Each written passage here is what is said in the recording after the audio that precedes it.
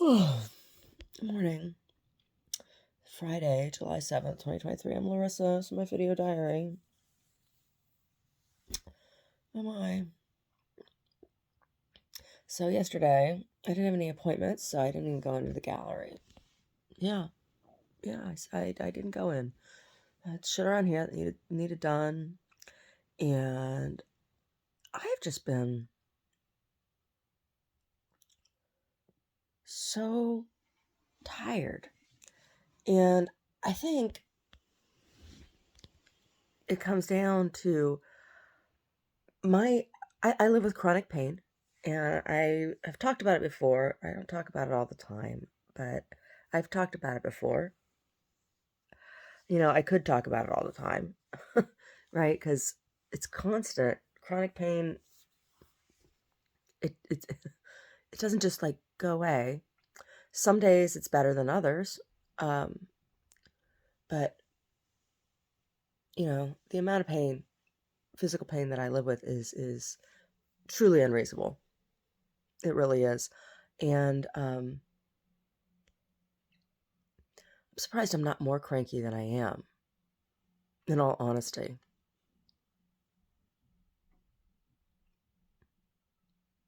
I'm surprised I'm not just like, I don't know, incoherent. But, you build up a tolerance, right, with chronic pain. And that's part of what's so hard about it. Um, when living with discomfort is the norm. Mm. Mm. Oh my God. Anyway, I needed to get me some cardio. So I did yesterday. And there aren't, for me, I need low impact aerobic, right? Very low, as low impact as possible. And I have found that in roller skating, right? It's very low impact because, when your foot is on the floor by nature of the skate, if you're skating quad skates, right? All four corners of your foot are grounded. And, building momentum and, getting your heart rate up, and it's there's not the pound of running, right? And there's also, for me, not the circular grind of the hip joint for like bicycling. I can't bicycle. Or the hunching over, right? When you bicycle, the hunching over, which is very, very uncomfortable for my back. And sure, I could go invest in one of those lean back bicycles, but um, I think that those are scary on the road, and I'm just not interested, right? So roller skating is a good option if you can do it, if you're not frightened of it, if you have good balance. Um, it's like I said, very low impact, very low impact. Unless you have spoiled brat, jerk, little roller derby girls trying to hit you, right? Then there's impact. But as far as like, anyway, it felt good. I'm a little sore from that, but some of the pain, that's a different kind. That's a different sensation. The chronic pain I live with is of a different nature altogether, and it's hard. It's very, very hard. And like I said, past couple months, my chronic pain level has been off the charts. Off the charts for me, right?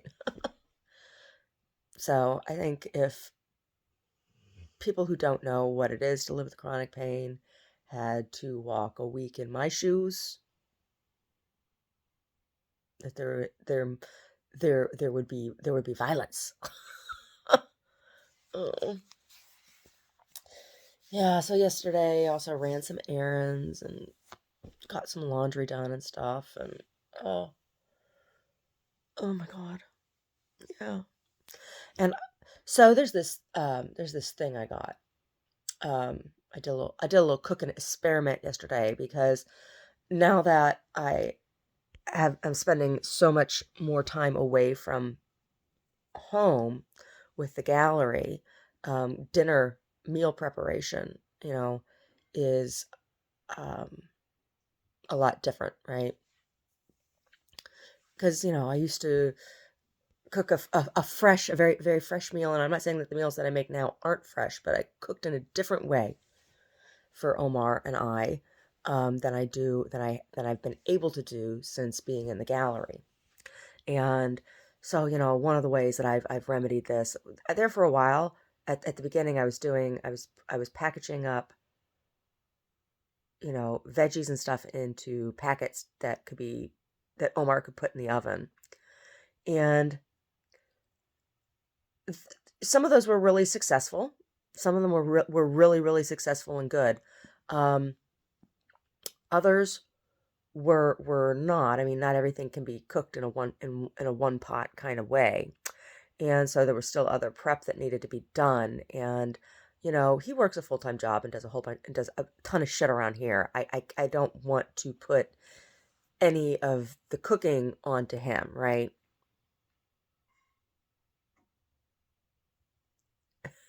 He doesn't need an extra thing on his I need to do list, right? So just different ideas and things. So right now I'm doing sandwiches so that the day prep is done, right? He can, and when I say sandwiches, they're stuffed. They're stuffed breads. I like calzones or pierogi, but they're not calzone necessarily calzone filling or pierogi filling.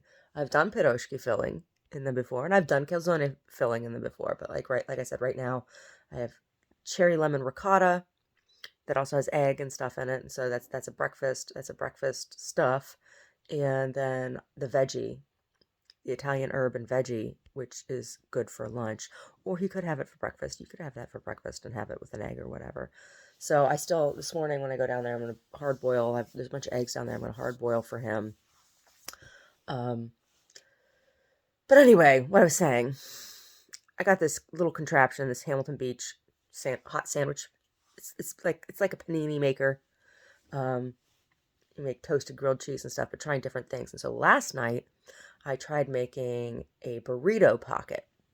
Right, I had tortillas. Instead of using bread in the sandwich maker, I put in tortillas. And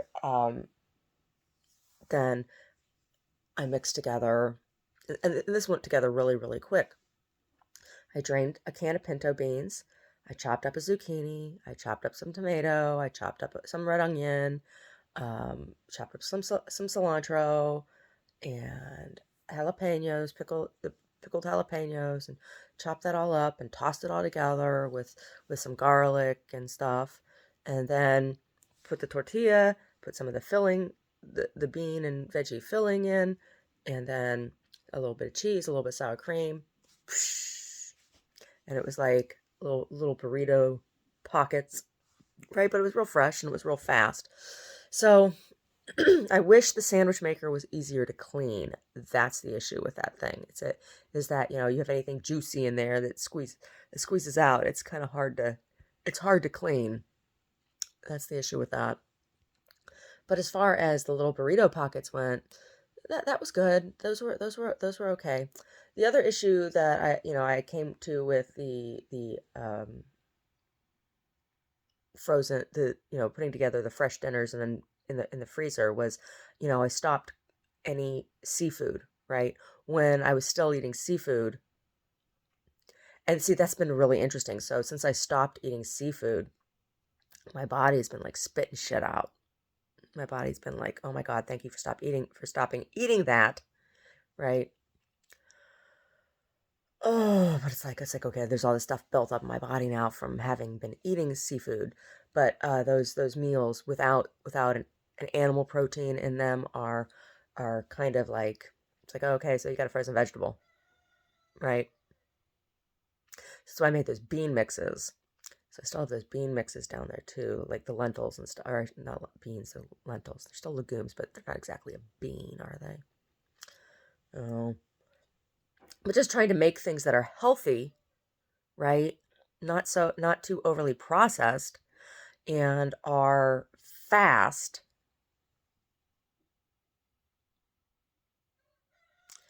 Yeah. So the burrito pockets were fairly successful. And I could see myself putting other stuff in those. I don't know.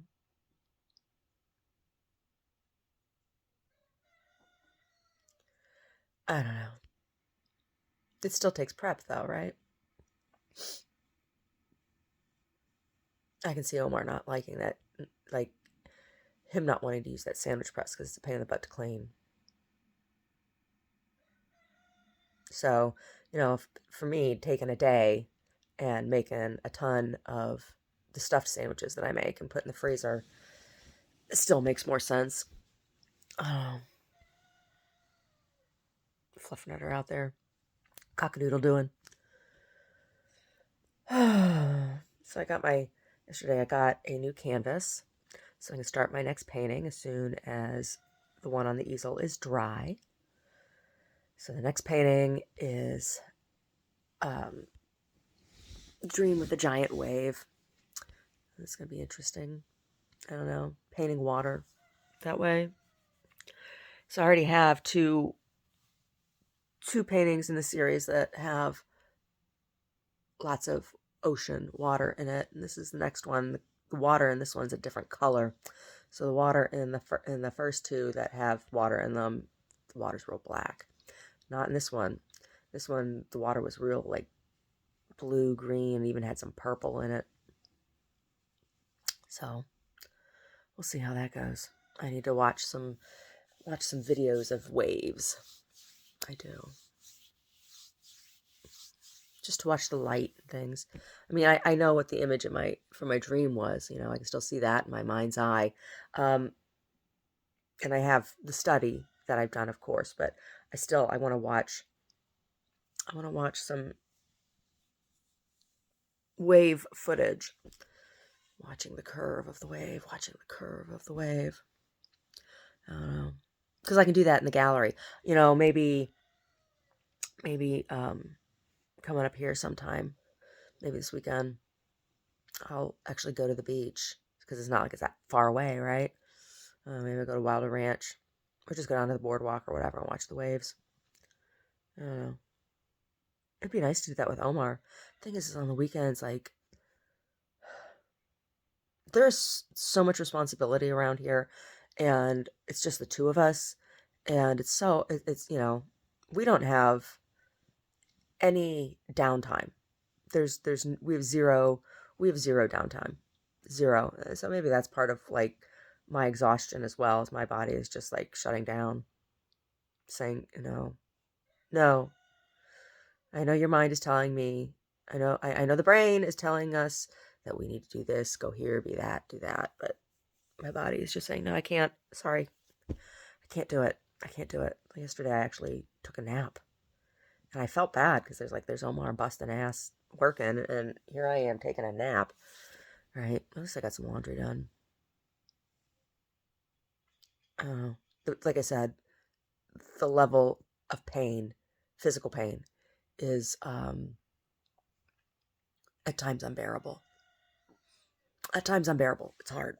It's really hard. And like, I try not to talk about it at all because who the fuck wants to hear it? Who wants to hear it? Nobody wants to hear it. Nobody wants to hear it. Look, my hair's black. Very dark brown. Very dark brown. Yeah, I think I like it this color. When I was born, my hair was this color. I was born with a head full of thick black hair when I was a newborn.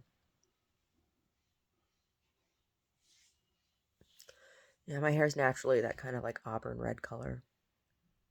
Now, it wasn't always. born with it black, and it turned blonde, and then it turned black again, and then when I got pregnant the first time, it turned red. Yeah, it came in red. I don't know. I don't know. Just the way my body has been. But I like it this color. I think I like it this color. I think I'll keep it this color for a while. Yes.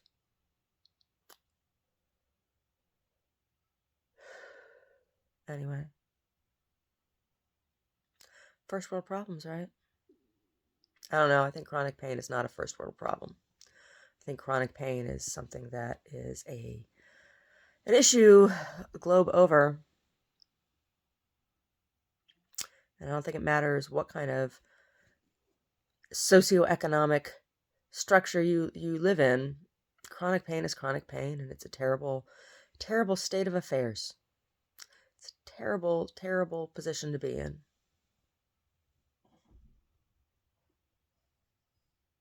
Yeah. Maybe I don't talk about it because, like, I talk about it in my family structure, which I have removed myself from. My family structure, you talk about that kind of stuff. Oh, well, I have this, I have that. Well, your sister has this. Oh, okay. Yeah. Everybody's pain was always worse than mine in my family. I was never allowed to have feelings, emotions, sensations. Never. Everybody else was always worse. Shut up, Larissa. Shut up, Larissa. Yeah. That's why I was always treated.